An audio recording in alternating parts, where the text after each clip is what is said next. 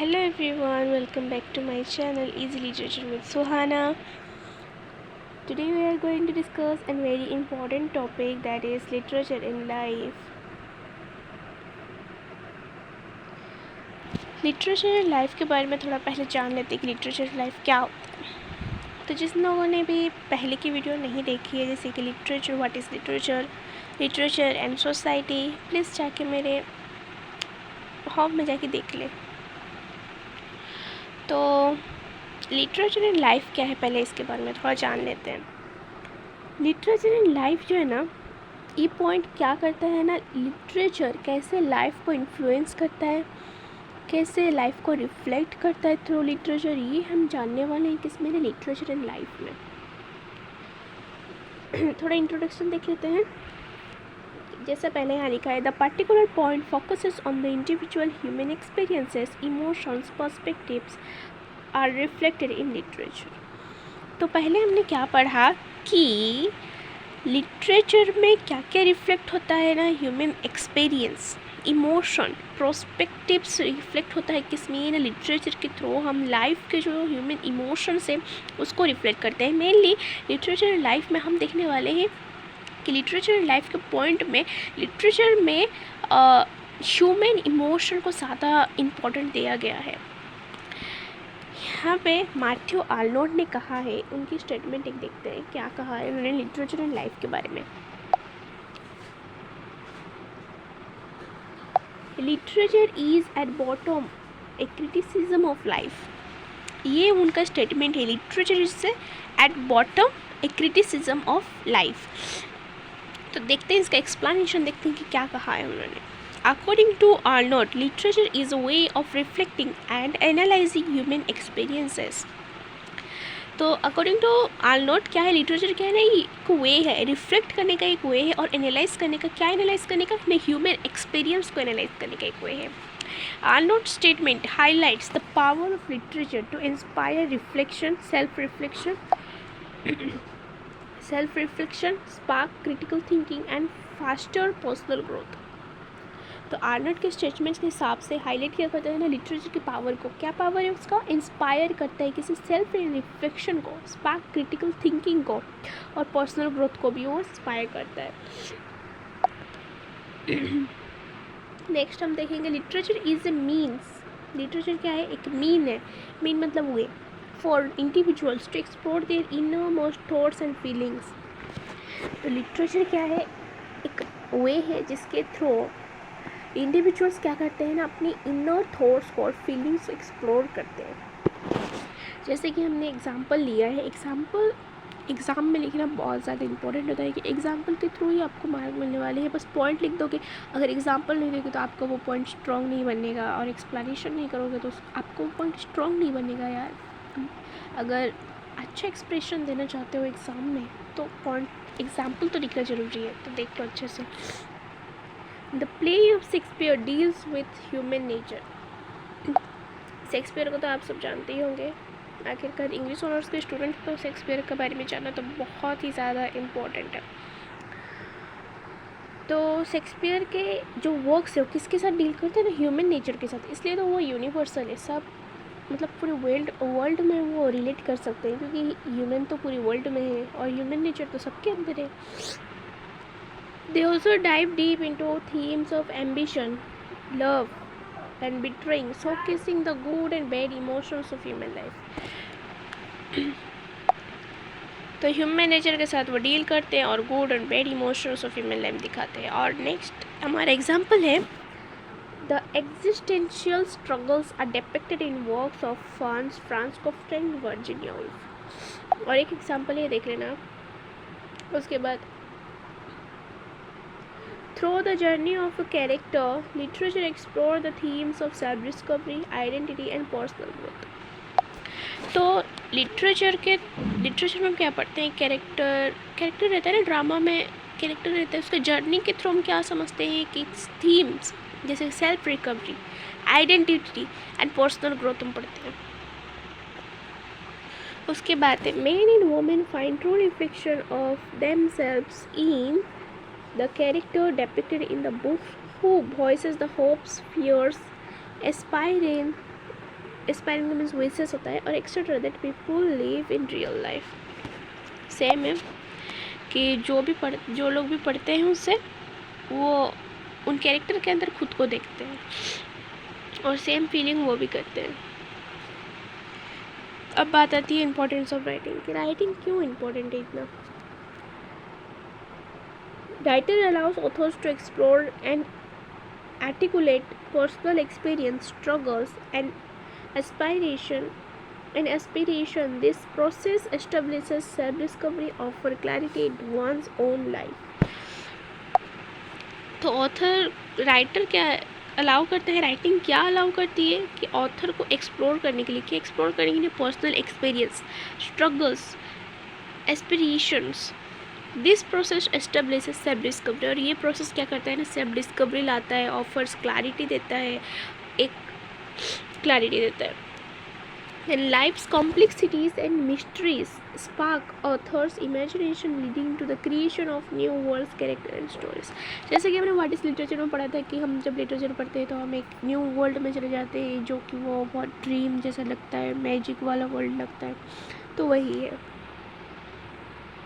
10.3 में हम पढ़ेंगे literature is not history representing the facts of life with truth and accuracy. Active creative artist share their deepest thoughts and feeling with readers through their work. They use their imagination to refine and present reality in a new beautiful way. तो literature क्या है ना, history को सिर्फ present नहीं करता, जैसे कि हमने पढ़ा था लिटरेचर हिस्ट्री को प्रेजेंट नहीं करता, वो लाइफ को प्रेजेंट करता है। एंग्लो सेक्शन का पढ़ा था, एंग्लो सेक्शन का हिस्ट्री रिकॉर्ड करता है कि वो कितने हार्डी वॉरियर्स थे, बट लिटरेचर रिकॉर्ड करता है कि वो कितने कैपेबल थे लव के, कितने कैपेबल थे वो अपने ग्लोरी के, इंडिपेंडेंट के, उनकी जो प्राइड थी, वो सब के बारे में कौन डील करता है, लिटरेचर डील करता है। तो यही यहाँ पे कहा गया है। नेक्स्ट हम पढ़ेंगे literary works depicts the struggles, emotions and dreams in the victory of human life. This work deal with the timeless themes like love, loss, justice, morality. They also help develop empathy for each other. So literary works क्या कहते हैं, depicts करते हैं struggles को, emotions को, victory को human life के, जो कि डील करते हैं किसके साथ, लव, लॉस, मॉरलिटी, जस्टिस, जो हमारे एम्पैथी को डेवलप करने के लिए, ईच अदर के लिए डेवलप करने के लिए हेल्प होता है बहुत ज़्यादा। सबसे main point, how literature reflects life. ये तो क्या इंट्रोडक्शन पार्ट गया हमारा। How literature reflects life question पढ़ सकता है, ये 5 मार्क्स में तो ज़रूर पढ़ सकता है क्वेश्चन, ये बहुत ज़्यादा इंपॉर्टेंट क्वेश्चन कि हाउ लिटरेचर रिफ्लेक्ट्स लाइफ। हमारा क्वेश्चन पढ़ा था इसलिए मैं बता रही हूँ। Through different form of writing, literature explored fundamental aspects of existence such as love, loss, anger, ego, conflict, etc. Through different forms of writing, जैसे कि हो गया हमारा पोइट्री, प्रोज, ड्रामा, इस सब के थ्रू वो क्या करता है ना, फंडामेंटल एस्पेक्ट ऑफ एग्जिस्टेंस क्या है, वो इमोशंस रिफ्लेक्ट लाइफ को रिफ्लेक्ट करता है। तो लाइफ के अंदर क्या आता है, हमारे इमोशंस आता है, स्ट्रगल्स आते हैं, तो वही सब यहाँ पे रिफ्लेक्ट करेगा। तो क्या क्या करता है देखते हैं। कैप्चरिंग ह्यूमन एक्सपीरियंस, लिटरेचर क्या करता है ना, कैप्चर करता है, किसको ना, ह्यूमन एक्सपीरियंस को कैप्चर करता है। Literature captures the complexities of life in various forms. जैसे कि यहाँ पे दिया गया है कुछ ड्रामा, शेक्सपियर का फेमस ड्रामा, जैसे कि रोमियो एंड जूलियट, ओथेलो। तो रोमियो एंड जूलियट में क्या करते हैं ना, portrays the intense emotion of love, passion and separation. Romeo Juliet की तो कहानी आप सबको पता होगी, जो लिखा गया है शेक्सपियर के द्वारा। Reflecting human experience of star crossed lovers. Star crossed lovers का मतलब यह गया है lovers who confront adverse circumstance that eventually lead to tragic fate। तो ये था एग्जाम्पल रोमियो एंड जूलियट का। ओथेलो, मैकबेथ भी है, मैकबेथ आप पढ़ने वाले सेकेंड सेमेस्टर में आपका है पढ़ने के लिए। ओथेलो में क्या है, tragic play that deals with jealousy and bitterness. Jealousy bitterness तो ह्यूमन के अंदर होता ही है, तो इसलिए ये लाइफ को रिफ्लेक्ट करता है ना। तो लाइफ जो देखता है इसे इंडिविजुअल, वो उसके साथ रिलेट कर सकता है खुद को। नेक्स्ट है हमारा मैकबेथ। मैकबेथ में क्या है ना, consequence of ambition, power and guilt, ये सब ट्रेजेडीज है। उसके बाद आया हमारा Leo Tolstoy's Anna Karenina. This is the novel, okay. This novel examines the struggles of its character with love, societal expectations, and personal fulfillment, showing the universal challenges faced in human life. ये गया हमारा examples, चला गया। अब हमारे पास है exploring psychological depth. तो literature क्या करता है ना, एक्सप्लोर करता है, किससे, साइकोलॉजिकल डेप्थ को एक्सप्लोर करता है। Literature often dives deep into the psychological aspects of character. Example देखते हैं, एग्जाम्पल के थ्रू समझने की कोशिश करते हैं, ओके। क्या है, Virginia Woolf Mrs Dalloway reflects the inner lives and emotions of its character, exploring the themes of identity, mental health and the human experiences. तो वर्जीनिया वुल्फ के द्वारा मिसेस टॉलवे लिखा गया, जो इमोशंस को, कैरेक्टर के इमोशन को एक्सप्लोर करता है। और क्या एक्सप्लोर करता है, थीम्स जैसे कि आइडेंटिटी, मेंटल हेल्थ, ये सब को, क्योंकि अमेरिका में उस टाइम ये सब बहुत चल रहा था। उसके बाद आया Arthur Muller's death of A salesman, explore the psychological complexities of his characters, focusing on themes of identity crisis, empty pursuit of wealth, status, shattered expectations and emotions isolations। ये गया। उसका सोशल कमेंट्री कैसे करता है, जैसे कि Charles Dickens का Oliver twist एक है, reflect the harsh realities of poverty, child labour in Victorian England. तो ओलिवर ट्विस्ट में क्या एक्सप्लोर किया गया है, क्या डिस्क्राइब किया गया है, सोशल कमेंट्री, जैसे कि विक्टोरियन इंग्लैंड में क्या हो रहा था, reflect the harsh realities, poverty, child labour, Victorian age में कैसे चल रहा था विक्टोरियन इंग्लैंड में, वो सब यहाँ पे डिस्क्राइब किया गया है। Then Toni Morrison's Beloved reflects the horrors of slavery, its legacy and the impact African American families and communities. Then आया हाउ लाइफ इन्फ्लुएंस लिटरेचर। पहले तो गया how literature reflect life, then how life influence literature. तो first है हमारा क्या है, reflecting historical event. Historical event को रिफ्लेक्ट करके क्या करता है, लाइफ लिटरेचर को इन्फ्लुएंस करता है। क्योंकि बहुत बारी क्या होता है ना, लिटरेचर हिस्टोरिकल इवेंट्स के ऊपर भी बेस होता है।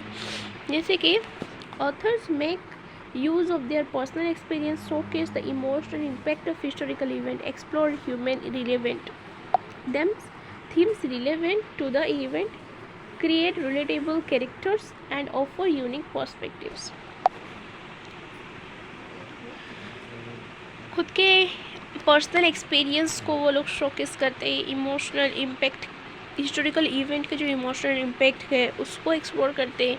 और थीम क्या करते हैं ना, उस इवेंट के relevant theme, create relatable characters, उस इवेंट के रिलेटेबल कैरेक्टर्स को क्रिएट करते हैं, यूनिक पर्सपेक्टिव्स भी क्रिएट करते हैं। जैसे कि Ernest Hemingway's A Farewell to Arms, ये किसके ऊपर बेस पता है, experience in World War One, reflecting the disillusionment, a feeling of disappointment resulting from acceptations, betrayals and trauma of the war।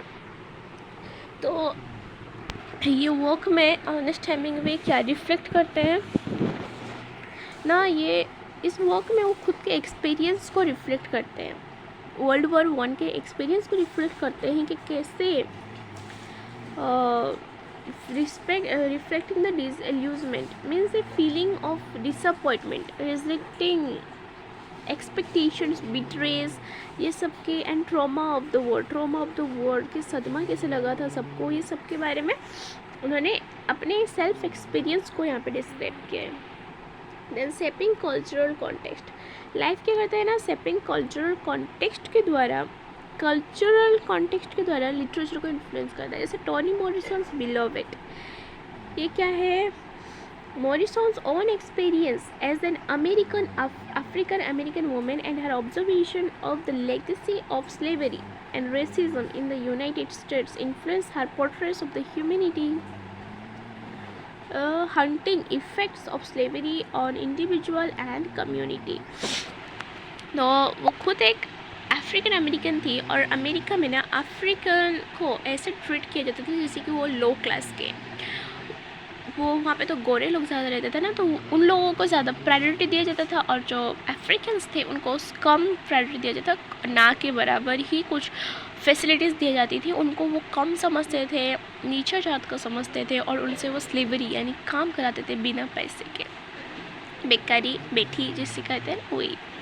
उसके बाद इन्फ्लुएंसिंग सोशल चेंज को भी influence करता है, जैसे literature has the power to influence social change by highlighting injustice and prospering new way of thinking.